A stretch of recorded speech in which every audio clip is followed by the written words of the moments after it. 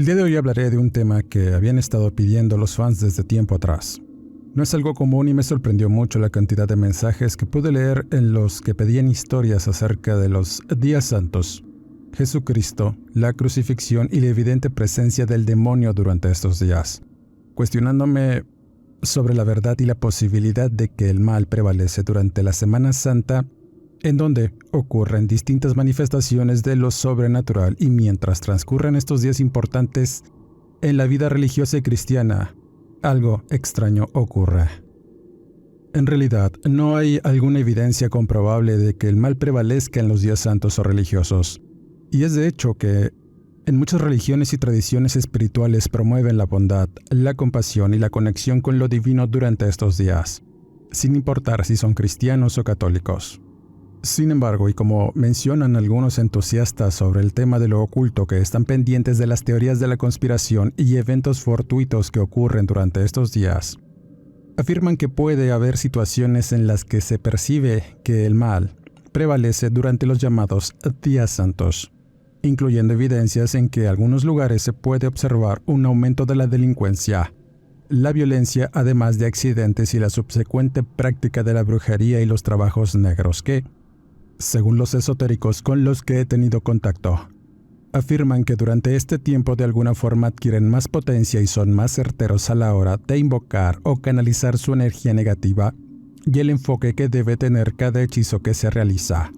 Aunque puedo decir que no necesariamente significa que por los días que sean la causa de estas acciones negativas. Es importante recordar que el comportamiento humano es complejo y está influenciado por una variedad de factores incluyendo la cultura, educación, medio ambiente, la salud mental y por supuesto, las creencias. De tal suerte que todos esos eventos que pudieran ocurrir durante los días santos no tienen una explicación precisa ni justa, aunque lo cierto es que algo sucede. ¿Verdad o no? Si eres creyente o no, hay que guardar respeto a la tradición y sobre todo, las creencias de toda la gente. El relato del día de hoy habla acerca de una lucha entre el bien y el mal. Esta narrativa es común en muchas religiones y culturas y en general se piensa que Dios es la fuente del bien, la luz y la vida, mientras que su opuesto, el diablo, representa el mal, la oscuridad y la muerte. Según esta perspectiva, el bien y el mal están en constante conflicto y la humanidad debe elegir su lado en esta lucha a través de su libre albedrío. Sin embargo, esta descripción muchas veces es simbólica. No debe ser interpretada de manera literal y es importante recordar que estas representaciones no son entidades físicas que luchan entre sí, sino que son primordialmente representaciones de las fuerzas del bien y el mal en el mundo.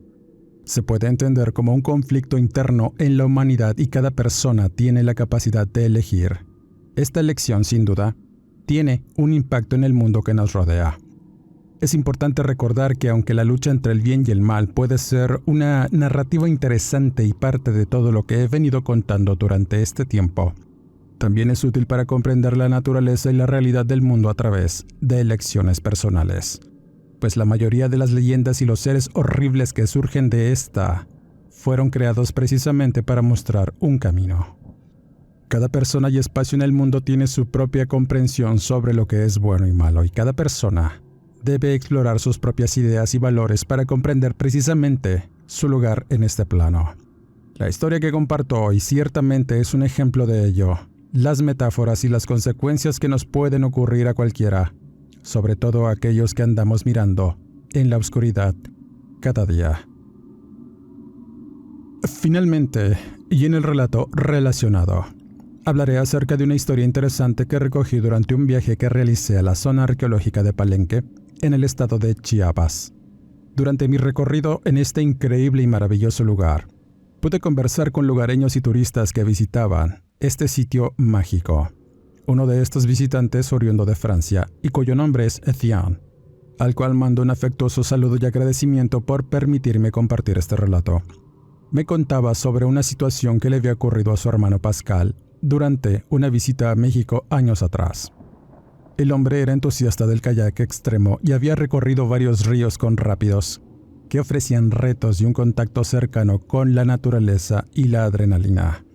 Luego de algunos días de hacer esta actividad, Él y su grupo de amigos decidieron visitar la zona arqueológica de Palenque y sus alrededores para conocerlos, y al cual siempre quisieron ir y nunca tuvieron la oportunidad, sin imaginar que eso cambiaría sus vidas de muchas formas y los acercaría a ver de cara el horror y las fuerzas que de éste emanan. Pero no solo eso, conocerían la verdadera fe en Dios a través de un peculiar milagro. Acomódense en sus asientos y escuchamos atentos, como siempre. La veracidad de las palabras contenidas en este relato queda en su apreciable y atinado criterio. Luego de varios días de recorrido por el río Santo Domingo y sus comunidades aledañas, Pascal y su grupo de amigos entusiastas de kayak decidieron parar y darse un momento de relajación para visitar varios puntos de interés antes de regresar a Europa. Uno de estos fue precisamente la zona arqueológica de Palenque, en Chiapas. La idea era recorrer este sitio y adentrarse en la selva lacandona para conocer una comunidad indígena originaria, además de una cadena de cavernas en medio de este lugar, donde había sitios de manantial y nacimientos que muy pocos conocían. Siendo muy temprano cuando salieron de San Cristóbal a Palenque, donde se encontrarían con un amigo y guía con quien muchas veces salieron de viaje y excursión a buscar rápidos en el estado. Era un indígena lacandón que sabía mucho de la cultura maya, usos y costumbres, además de conocer distintos puntos de interés para los kayakistas. Más que guía, era un buen amigo de los franceses, y luego de avanzar por caminos en la minivan rentada, llegaron a Palenque, donde ya los esperaba Ictán Aldape, su guía. Luego de los afectuosos saludos y las bienvenidas, buscaron un alojamiento. Al día siguiente salieron muy temprano para explorar las ruinas. La zona arqueológica de Palenque es un sitio maya impresionante con grandes estructuras de piedra y una gran cantidad de artefactos y tesoros antiguos. Muchos de estos aún están enterrados y a veces, por pura suerte, llegas a encontrarte algún vestigio durante el recorrido. Así se fueron adentrando en este lugar, caminando por senderos de piedra y monte maravillados por la magnificencia de las ruinas. Vieron pirámides, templos antiguos y esculturas increíblemente detalladas. Y a medida que avanzaban aprendieron más sobre la cultura y la historia de los mayas misma que Ictán les iba contando, sintiéndose cada vez más humildes ante la grandeza de la civilización que había habitado esa tierra hacía tantos años. Después de pasar varias horas explorando, Pascal y sus compañeros Marcel, Jean-Paul y Luc se sentaron en un área verde para descansar y admirar los alrededores, mirando hacia el horizonte y disfrutando del cálido sol de la tarde esconderse entre nubes grises. Era un atardecer nublado. Los rayos de luz se difundían a través de las nubes creando tonos rosados, dorados y naranjas, pintando una escena mágica en el cielo. Y era el momento de volver. Pero antes de hacerlo, Ictán sugirió visitar una zona de grutas cercanas que él conocía, donde comúnmente iba gente de su comunidad, debido al espectáculo de luciérnagas y la luminiscencia natural producto de hongos e insectos que se mezclaban con las paredes de roca y estalactita, muy cerca de su ubicación y donde alguna vez kayakearon sin imaginar que este sitio se encontraría en sus recorridos. De tal suerte que sin demora salieron de la zona mientras Marcel limpiaba un pequeño hueso tallado que había encontrado, y era parte de un collar. Era una suerte, afirmaba Ictán. Pero al mirarlo mejor se dio cuenta que se trataba de una representación de Yum-Kimil, el dios maya de la muerte. Estaba tallado con perfecto detalle, en especial su rostro asemejando un cráneo que le llamó la atención a todos. Ictán mencionaba que debía dejarlo o arrojarlo a una de las corrientes de agua que pasaba por el parque. Lo consideraba un mal presagio y una advertencia de que algo malo iba a ocurrir. Pero ninguno de los extranjeros creía en leyendas o en supercherías. No pensaban que existieran fuerzas del bien y el mal, mirando el hecho como algo curioso. Por supuesto, el francés guardó aquella reliquia encontrada y continuó su camino sin escuchar las advertencias del guía, que se mostró algo nervioso y preocupado por la actitud y conducta de sus amigos. Confiaban en él, pero no respetaban las creencias, aunque no tenían por qué hacerlo siendo extranjeros. No le daban el suficiente valor a aquello en que creían los indígenas, sobre todo en dicho sinsentido. De tal manera que, al salir del parque, condujeron por unos minutos hasta una vereda de selva que se adentraba en una comunidad de campesinos indígenas cuyas casas estaban al pie de una ladera empedrada que subía hacia la punta de un cerro. Allí estaba una gruta donde había un nacimiento de agua muy antiguo y donde supuestamente hacían toda clase de agradecimientos, limpias y curaciones espirituales de diversos tipos. Las personas que iban a visitar este sitio, al ser un lugar oculto y celosamente guardado por los indígenas, tenían poco permiso para mirar y visitar este lugar, pues según se decía, había una magia presente y muy extraña en todos aquellos lugares. Pero además era un sitio natural de gran belleza. A los extranjeros no les importó tanto aquellas historias que contaban, y tan solo querían ver el espectáculo de las luciérnagas y adentrarse un poco en la caverna, para quizá darse un chapuzón en las frías aguas antes de regresar al alojamiento en Palenque. De tal manera que luego de saludar a algunas personas ahí presentes, indígenas con descendencia lacandona, los miraron con algo de extrañeza por ser hombres blancos. Pascal mencionaba que era bastante extraño mirar gente morena de cabello largo vistiendo peculiares batas de manta blanca, pero luego de conversar un poco con algunos, se dieron cuenta de que eran personas amables y tenían mucho que aportar. Tanto Pascal como Marcel hablaban bien el idioma español, los demás solamente entendían partes de las conversaciones que tenían aquellos indígenas con Ictán y sus amigos. El guía, algo preocupado, les había comentado sobre el hallazgo en la zona arqueológica, y los indígenas se preocuparon un poco, pues era un mal presagio. Afirmaban que habían estado sucediendo eventos extraños y fuera de lo común en los últimos días. Tenían la sospecha de que aquel hueso encontrado estaba relacionado con lo que estaban enfrentando, además de otras situaciones y hallazgos que habían ocurrido en la selva. De tal manera que apresuraron a todos los presentes a continuar y subir algunos metros en la ladera para entrar en la gruta. Debían hacerlo con precaución, dándole advertencias a Ictán, y el hombre solamente asintió con la cabeza.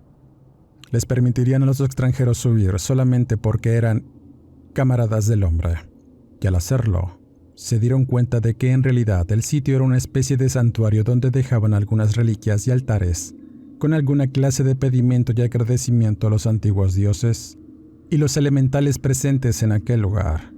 Los hombres se maravillaron de ver que además había algunas estatuas pequeñas de aluches y otra clase de personajes que no encajaban con la esencia y herencia maya que evidentemente se podía notar al interior de la caverna. Poco a poco fueron adentrándose en este mágico e increíble lugar. Las cúpulas altas, además del juego de luces y sombras que se hacía al interior con sus lámparas, era a veces un espectáculo, mirando además cómo volaban pequeños insectos luminiscentes y en cierto momento les hicieron apagar sus luces para verse rodeados de estos animales, además de otras luminiscencias que había en la caverna. Se dieron cuenta de que al fondo había una especie de destello, por lo que caminaron y se adentraron un poco más con la advertencia de Ictán. Decía que aquel sitio era tabú para algunos, pues allí era donde la gente que adoraba a los dioses oscuros. Ellos afirmaban que ese sitio era la mismísima entrada a Xibalbá, el infierno maya. Había muchas energías malignas que salían de este sitio, siendo una pequeña abertura en la pared de roca más allá. Había que arrastrarse unos metros hasta una gran cúpula donde había veladoras y muchas cosas extrañas que los franceses desconocían. El sitio estaba repleto de pequeñas figuras de aspecto horrendo, además de huesos humanos, cráneos y demás cosas que maravillaron a algunos y causaron repulsión en otros. Ictán estuvo todo el tiempo fuera de este sitio, pues pensaba que al entrar allí, además de ser una falta de respeto, era peligroso de muchas maneras, por lo que le suplicaba a sus amigos que salieran de inmediato, pero lejos de hacer caso a las advertencias, se tomaron fotografías y Marcel cometió la imprudencia de guardar un objeto que tenía precisamente tallada la figura de Yum Kimil, solo que este era una especie de vasija con un contenido asqueroso. Pascal describiría el objeto como un gran cuenco de madero tallado con incrustaciones de yeso y conchas. Tenía por cabeza una calavera negra, además de un cuerpo con un exoesqueleto que mostraba costillas muy pronunciadas y proyecciones de la columna vertebral. Lo que parecía ser su cuerpo estaba cubierto de una masa muy extraña que asemejaba a carne en descomposición, misma que se miraba purulenta y cubierta de círculos negros que de inmediato sugirieron pudrición y, por supuesto, el hedor que desprendía era notable. De alguna manera, a Marcel le llamó la atención aquel objeto siniestro, pero luego de tomarlo y mirarlo detenidamente, lo dejó en su lugar, comenzando a sentirse un poco mal, pues las náuseas por oler y tocar aquello no se hicieron esperar. Luego de estar unos minutos ahí decidieron salir, pero antes de que Pascal saliera, notó algo que salió de toda proporción y lógica. En uno de aquellos pequeños nichos y altares había una figura religiosa y católica que no correspondía en nada de ese lugar. Era un peculiar nazareno, la escena de un Cristo con la cruz sobre su espalda y caminando hacia el frente mientras un soldado romano detrás lo azotaba. La figura estaba hecha de piedra y había perdido los colores de antaño, pero era claramente la misma representación. Pascal no se explicaba por qué aquello estaría ahí, pero antes de que pudiera acercarse a mirar, Marcel, con un gesto de ira y algo de impaciencia, toma una roca y se la arroja a la figura haciéndola pedazos. Esa acción provocó la extrañeza de todos, pero lo más raro es que el aspecto de Marcel cambió completamente, pues se reía de forma viciosa y parecía decir insultos hacia aquella extraña figura del nazareno, al cual le profería blasfemias y cosas que no tenían ningún sentido que salieran de la boca de aquel hombre considerado ateo. Pues en palabras del propio Pascal, nunca fue un creyente de las cosas religiosas y era un acérrimo ateo y crítico de la iglesia cristiana, de tal suerte que no comprendía ese arrebato ni la ira que reflejaban sus ojos mientras aplastaba la figura o lo que quedaba de ella con sus pies. Después de ese extraño momento, todos salieron de aquella pequeña cámara. Ictán estaba demasiado ansioso por salir de ahí. Decía que algo andaba muy mal y afirmaba que los espíritus se habían manifestado de cierta forma en la caverna y que era imperativo salir de ahí antes de que otras cosas sucedieran. Todos se miraron entre sí y estaban algo nerviosos por lo que acababa de suceder, pero no le dijeron nada al guía. Estando fuera de aquella caverna, ya dispuestos a bajar a la comunidad, se dan cuenta que Marcel no estaba con ellos. Pascal e Ictán regresan al interior de la caverna para buscar a su amigo y luego de llegar a la cámara donde habían estado, se dan cuenta de que había un pasaje más allá de unas estalagmitas. La profundidad oscura que la lámpara apenas podía iluminar era un pasaje muy tenebroso y el único sitio donde Marcel había podido ir. No había otros pasajes. Así que se adentran lentamente en las profundidades de este lugar, encontrando extrañas marcas en las paredes y en el suelo que no correspondían a ningún glifo maya o algo conocido. Luego de varios minutos de estar en este lugar, llegan a una gran sala subterránea. En el centro de este sitio estaba un altar tallado en la roca con restos de vela y sangre seca alrededor. Además, varias figuras de dioses del inframundo, más ofrendas, huesos y otros cráneos muy viejos, pero además había algo muy particular y que no correspondía a la creencia ni a la cultura del lugar. Era un pequeño demonio tallado en roca de ónix que asemejaba a una especie de cerco ornamentado, con alas extendidas y piernas que remataban en pezuñas, asemejando patas de cabra. Ictán, al ver este objeto, se echa para atrás asustado. Lo primero que dice es que era un huaychivo, pero analizándolo mejor, se da cuenta que, en realidad, se trataba de algo muy diferente. «Hay algo malo aquí. Es mejor que nos vayamos», comentó. Pascal de igual forma afirmaba en su bitácora que realmente se sentía algo en la caverna. Explicaba que una densa energía muy oscura estaba mermando su salud y cordura, alterando la realidad y haciéndolo sentir vértigos, además de mucha sofocación por la falta de aire, pues no podía respirar bien. Aunque no dejaron de buscar a su amigo, de pronto escuchan un fuerte rugido del fondo de la oscura caverna que hizo cimbrar las paredes. Los hombres se detienen en seco y observan cómo algo parecía moverse a través del suelo, percibiendo un zumbido muy peculiar que les tapó los oídos. De pronto, esa alteración de la realidad los hace ver figuras a su alrededor, espectros y sombras que se materializaban poco a poco. Ictán de inmediato toma el brazo de Pascal para salir huyendo, afirmando que los malos espíritus estaban ahí. Aquellas sombras que parecían provenir del juego de luces que hacían algunas veladoras encendidas se estaban transformando en algo que solo en sus mentes podían apreciar. El indígena afirmaba que las escuchaba susurrar en una lengua desconocida. Las voces tenues. Pascal también las percibía, pero no entendía nada de estas. Era un idioma incomprensible para él, así que se tuvieron que regresar por donde habían entrado, sorteando algunos pasillos oscuros. Las figuras fantasmales le seguían muy de cerca, amenazando con alcanzarlos. Pero antes de retirarse de aquella cámara subterránea, Pascal volteó de reojo centrando su vista en las figuras que había encontrado, las cuales aún se levantaban al fondo. Según sus palabras, aseguraba que miró cómo aquella pequeña figura de ónix había cambiado de tamaño. Se miraba más grande, pero luego de un rato de asimilar se dio cuenta que en realidad no era una figura, sino una presencia real. Al carecer de conocimiento en muchas cosas de lo oculto, escribía y remarcaba su escritura en su bitácora la palabra «el diablo».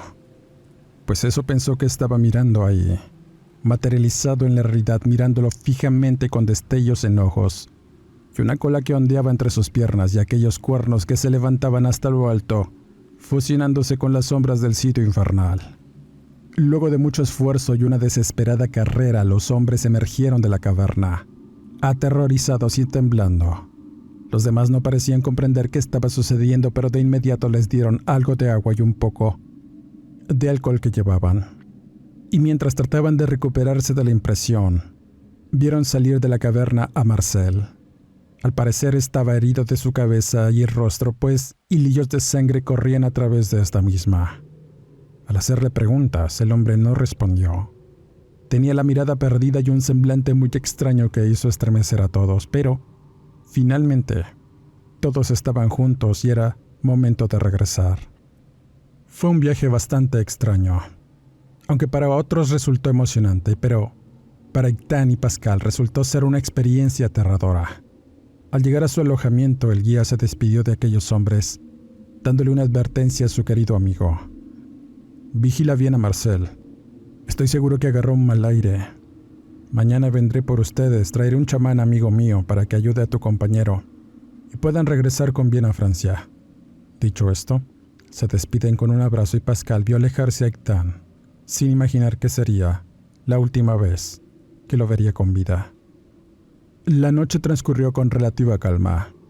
Desde que habían llegado, Marcel se quedó dormido profundamente en su camastro sin decir nada. Todos los demás lo imitaron, pues estaban demasiado cansados. Pascal estaba un tanto nervioso al no comprender qué había sucedido. Se la pasó varios minutos anotando en su bitácora todos los acontecimientos y la situación que había experimentado. Así llegó la mañana, pero no hubo señales de Gaëtan y cansados de esperar decidieron regresar emprendiendo su viaje a Europa. Luego de llegar a Francia, se despidieron afectuosamente. Cada uno regresaría a sus lugares de origen. Marcel vivía al norte de Francia en un pequeño pueblo rural en Paso de Calais, y los demás se quedaron en París.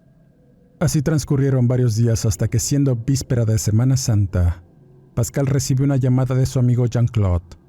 Había sabido acerca de Marcel y no eran buenas noticias. El hombre, luego de regresar de su viaje en Chiapas, enloqueció. Una hermana de él, que era muy cercana a Jean-Claude, le había llamado muy afligida. Tenía preocupación por la vida y salud mental de su hermano, pues desde que había regresado, su comportamiento era extraño, errático y muy violento. Blasfemaba todo el tiempo y de alguna forma provocaba mucho temor en sus familiares. Pero lo peor había ocurrido durante una noche, mientras Marcel entró en la habitación de su hermana e intentó abusar de ella. La mujer, cuyo nombre era Camille, afirmaba que su hermano estaba poseído por el demonio, aunque sus padres habían hablado con un sacerdote del pueblo donde vivían. Al mirarlo afirmó que en realidad su hermano se había vuelto loco por causa de las sustancias a las que era aficionado, fumar y tomar, no encontrando algo extraño en él a excepción de las alucinaciones. Solamente era una alteración de su mente por las sustancias. Tanto la mujer como sus padres opinaban distinto, buscando ayuda en diferentes congregaciones religiosas, pues afirmaban que su familiar estaba muy mal y necesitaba ser exorcizado. Algo bastante absurdo para unos jóvenes como ellos que no creían realmente en cosas divinas, en Dios o en diablos. Pero dadas las circunstancias y las experiencias vividas, tanto Jean como Pascal, no sabían realmente en qué creer. La situación estaba tan mal que decidieron trasladarse a Calais para mirar y conversar con Marcel, tratar de ayudarlo, siendo precisamente un Viernes Santo cuando arribaron al pueblo donde vivía su amigo y sus familiares. Luego de llegar se dieron cuenta que había una procesión y vía crucis que dejó sorprendidos a los jóvenes y algo nerviosos, pues la representación del Nazareno les recordó el momento álgido que vivieron en la caverna de las Luciérnagas. Y todo eso los remontó a la experiencia sufrida, sobre todo en Pascal. La palabra del diablo, la sombra reflejada en la pared de roca que se materializó en la realidad, mostrando que en realidad la maldad tenía cuerpo, era lo que pensaba el hombre, y eso lo hizo ponerse algo nervioso. No quería hilar los eventos ni relacionarlos, pero obviamente Marcel había adquirido algo ahí. Su mente, aún escéptica, trataba de alguna manera de relacionarlo con cosas que vio en las películas o leyó por ahí, pero nunca pensó que en realidad aquello estuviera sucediendo. Entonces pensó que su amigo Marcel se había vuelto loco, como su hermana decía, y luego de recorrer varias calles pequeñas, por fin llegaron a la casa de su amigo. Lo primero que los recibió fue una mujer alterada, sangrante y golpeada de su rostro. Era Camille. Suplicaba a los hombres ayudar a sus padres, pues su hermano había enloquecido con toda la algarabía que tenía lugar en las calles. Decía que al escuchar los cantos de la procesión, la tranquilidad efímera que tenía se fue transformando en una ira violenta, estallando en blasfemias y destrucción. Cuando sus padres escucharon la situación, corrieron a detener a su hijo de destruir todo a su paso, pero estaba tan poseído por una fuerza agresiva que arremetió en contra de estos, golpeando severamente a su padre y tratando de estrangular a su progenitora. Los gritos asustados y el escándalo alteraron a Camille, que de inmediato llegó a la habitación solamente para ser testigo de aquella horrenda escena. Al tratar de ayudar a su madre, Marcel arremetió en contra de ella con golpes y vejaciones, pero antes de poder consumar una atrocidad, el hombre se desesperó aún más cuando las campanas de la pequeña capilla del pueblo comenzaron a anunciar el fin de la procesión y el Vía Crucis, que concluiría con la representación de la crucifixión. Y mientras esto ocurría y se llevaba a cabo una ceremonia religiosa, los cánticos y la algarabía provocaron en Marcel un acto violento e irracional, uno que lo hizo despojarse de toda su ropa y salir huyendo de su hogar para irse a ocultar en algún sitio muy lejos de aquellas manifestaciones religiosas. En ese momento Jean-Claude se quedó atendiendo a las personas heridas mientras Pascal fue tras su amigo Marcel. Conocía los sitios donde generalmente él se ocultaba cuando eran jóvenes. Todos eran amigos de la infancia y sabían de los lugares secretos, comenzando a buscar en todos estos siguiendo su intuición, sin comprender realmente qué estaba pasando. Al ser un pequeño pueblo rural, estaba rodeado de campiñas y senderos, conservando una parte antigua donde aún había casas habitadas y algunos graneros, además de bodegas semi-abandonadas. Sus pasos lo guiaron hasta una zona de antiguas y pequeñas villas en donde se levantaba una ermita de piedra que aún conservaba sus elementos religiosos. Muchas veces, siendo niños, llegaron a ocultarse ahí. Por extraño que pudiera parecer, ahí se había ocultado Marcel, y mientras caminaba sigilosamente pudo escuchar los gritos y las manifestaciones de lo sobrenatural provenir de este sitio. Lentamente se acerca y se asoma por una pequeña rendija de la ventana, mirando a su amigo parado en medio de aquel recinto completamente desnudo y con el cuerpo herido. Con espanto, se dio cuenta de que él mismo se estaba cortando la piel del brazo con un cuchillo y se mordía los labios de forma tremenda, al grado de que él mismo se los sangraba deliberadamente, provocando quizá mucho dolor para no dejar de concentrarse en un antiguo Cristo que aún se levantaba ahí, empolvado, lleno de plumas. Además de inmundicia de paloma, permanecía aquella figura como si mirara atento lo que Marcel hacía, y la escena dantesca adquirió tintes diabólicos en el momento que Marcel comienza a cuestionar y hacer preguntas muy extrañas, como si realmente el Cristo lo escuchara decir todas sus blasfemias y reclamos. Y antes de que pudiera reaccionar y ayudar a su amigo, pensaba de qué manera lo haría. Tenía que someterlo, pues había perdido la cordura. así que con mucha cautela se dirige a la entrada de la ermita y, en palabras del hombre, fue testigo de un evento sobrenatural que cambió su perspectiva y todos sus pensamientos religiosos. Mientras su amigo continuaba blasfemando y reclamándole al Nazareno, intentó lanzar una enorme piedra para destruir al Cristo. Pero antes de que pudiera hacerlo, algo ocurrió. El hombre comenzó a temblar, dejando caer la piedra a sus pies y colocándose en una posición de sometimiento mientras cubría el rostro con el antebrazo y miraba asustado hacia la figura del Nazareno, gritando asustado: «¡Perdóname, Hijo de Dios! ¿Qué quieres de mí? ¿Por qué vienes a castigarme antes de tiempo?», suplicaba. Dicho esto, el hombre empieza a convulsionar violentamente en el suelo. Su cuerpo se retorcía de maneras imposibles ante la mirada atónita de su amigo, el cual miraba incrédulo todo aquel momento. Y cuando parecía que todo iba a terminar mal, la oscuridad que se cernió al interior, siendo algo que asustó al hombre, lo hizo llevarse las manos al rostro, pues pensó que había perdido la vista al no mirar nada. Era un fenómeno increíble, según afirmaba, pero muy real. Nunca había visto cómo es que la luz simplemente se fuera de pronto, dejándolo en la total oscuridad, y en instantes de esa misma oscuridad surgió un pequeño haz de luz.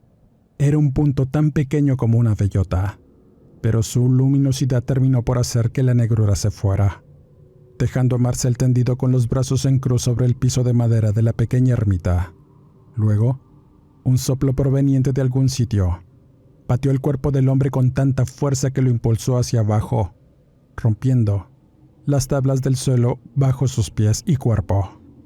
Se hizo un gran estruendo, uno que casi lo dejó sordo, y cuando todo volvió a la normalidad, por llamarlo de alguna forma, había recuperado la vista, pudiendo ver el agujero en el suelo y a su amigo debajo de este.